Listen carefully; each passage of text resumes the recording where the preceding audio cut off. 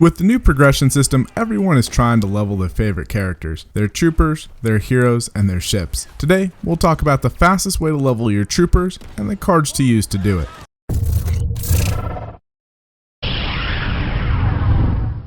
Since the progression system update launched, I've leveled all my troopers to 70 and I've maxed out my enforcers and aerial troops. I have slowly been working on heroes and I just don't play enough hero modes in order to get that done quickly. I get asked the fastest way to level infantry classes, and today we'll answer that question. We'll talk about the fastest way to level each class, what weapons and cards to use to do it. The cards you'll want to use to level aren't always going to be the best cards to run if you're trying to do your best in Galactic Assault or Blast or Strike or whatever mode you're playing, since we're mainly focusing on cards that are going to bring in the highest number of points. So as we go through the classes, let me know what cards you ran to level your classes if you've hit 70, and which one did you find the easiest to level. Before we get into all this, remember that community is the most important thing, and here we try to foster a positive and fun community. You can join us. Head on over to starwarsgaming.net and sign up for their forums. On the general forums, you'll find the Greenie Weenie master list. There's a link in the description, and in that post you'll find some awesome people to play with for every system. Then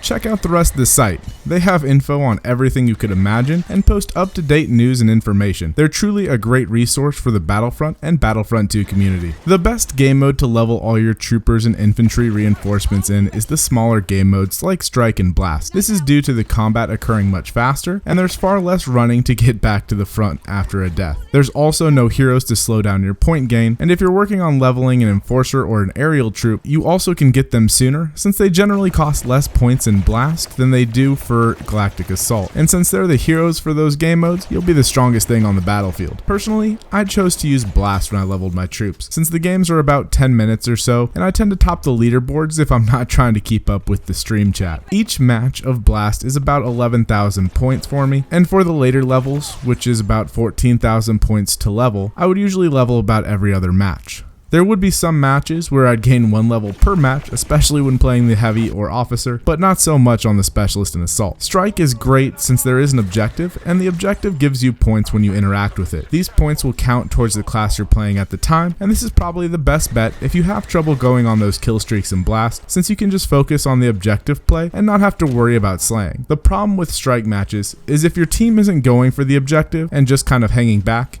you'll miss out on a lot of points, so it's kind of hit or miss. Now that we've loaded up Blast, we need to decide which class we want to level or which reinforcement, and that's all you're going to play that entire match. We'll start with the easiest and work our way to the hardest to level, so let's start with my least favorite class, the Heavy. The Heavy class is the easiest one I found to level. Since we're not in Galactic Assault and everything is medium to close range, I would recommend running the TL50, since it has the fastest time to kill at close range, and that's where the majority of your engagements are going to be. This will make it so you should win the majority of your fights if you're at close range, and when we get to the cards to run, the first one I'd recommend is the Defender card. This card will give you points each time you take damage, and is the reason this class is so easy to level. Every time you die, you're going to get more points than any other class by doing so, and if you run the second card, Improved Shield, it'll gain more points when you block a shot with it. You'll not only get points for using the ability and blocking shots, you'll then get additional points since you're taking damage and the Defender card will kick in. While personally I use these two in general, especially in Galactic Assault, I know a lot of you are probably running the Ion turret exclusively in that game mode, which is always good for Galactic Assault. However, in Blast, since there isn't very long line of sights, your turret isn't as useful. For the third card, you may be thinking the Bounty Hunter, since it increases the number of battle points gained. However, the Bounty Hunter card does not affect your overall score, which is really what we're after. So for the final card, I run the Improved Impact Grenade. The reason I use improved grenades on a lot of these classes is it will increase the blast radius, which makes it easier to land them close to the enemy troopers, or at least close enough to hit them, and you'll get points every time you deal damage to the other player and every time you get an assist. The second easiest to level in my opinion was the Officer. They're not much harder than a Heavy since all of their abilities grant you points. For the weapon, I'd use the Blurk, since in close range, one pull of the trigger will kill pretty much everyone but a Heavy if you land at least one headshot out of your 4 rounds. You could also run the SE44C.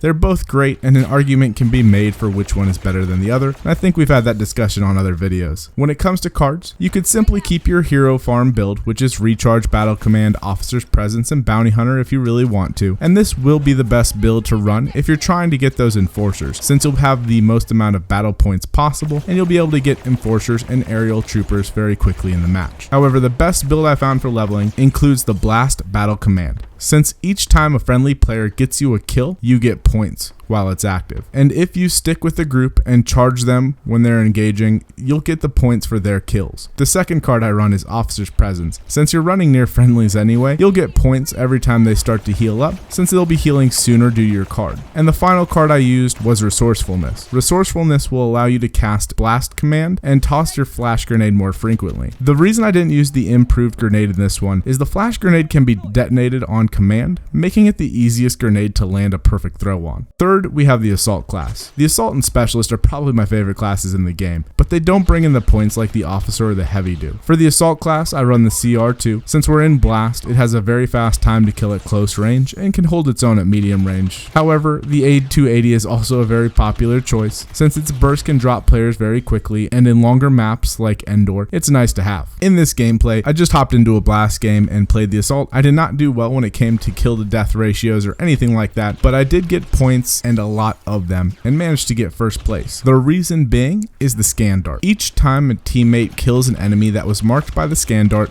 you'll get points. So I recommend the improved scan dart when you're trying to grind out your levels. This will give you extra points without you really having to do anything besides fire it off, and since it lasts longer with the improved scan dart, even through death, you'll be getting points while you're at the spawn screen, and then when you spawn in, if you don't even move, as long as your team is still engaging those enemies, you'll get those points as well. The next card I run is always the Assault Training. This is just for the improved survivability. The longer you live, the more kills you'll hopefully get, and therefore more points. This is generally always ran on the Assault class for me, just because survivability is probably one of the things that's the best about this class. For the third class, again I used the improved blast radius for the thermal detonator. It was between this one and Resourcefulness for me, but I already feel very lethal with the Assault class, so I don't rely too much on my abilities to get me points as much as I do on my own kills. Honestly, the class I ran to level isn't that different from what I normally run, which is Assault Training, improved thermal detonator, or bounty hunter, depending if I really want a hero fast or not, and then I always run the toughen up instead of improved scan dart. Finally, we come to my favorite class to play, but probably the hardest to level for most people, and that's the Specialist. You can use the IQA and be very effective in Blast, since it does have a fast rate of fire and can deal some decent damage.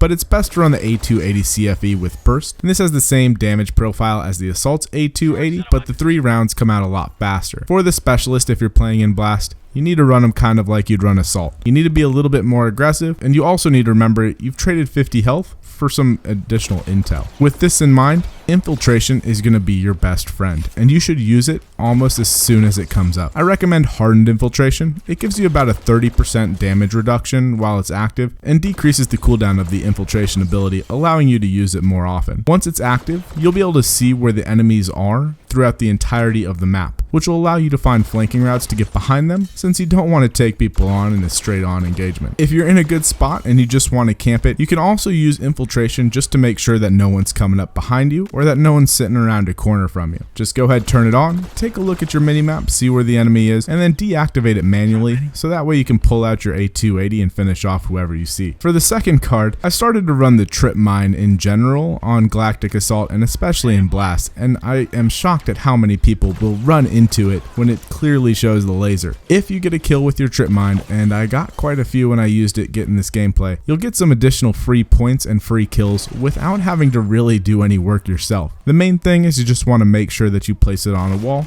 so that way it's parallel to the floor and they won't be able to go around it. And finally, the third card I'd run for the Specialist is always going to be the Stealth card. This is a must for the Specialist in my opinion pretty much at all times, since it keeps your shots off the minimap and it can help keep you from getting surrounded. Since you already have lower health, there's no need to tell the enemy where you are, and it'll also improve the damage you do at melee, since as a Specialist you already have low health. Anytime you can deal some additional damage is always a plus. If you enjoyed this video, give that like button a click and then hit subscribe if you haven't already. I'm here to help, so if you're struggling with anything, let me know in the comments and I'll see what I can do. Also, let me know what class you found the easiest to level. I hope you have an amazing day, and I'll see you in game.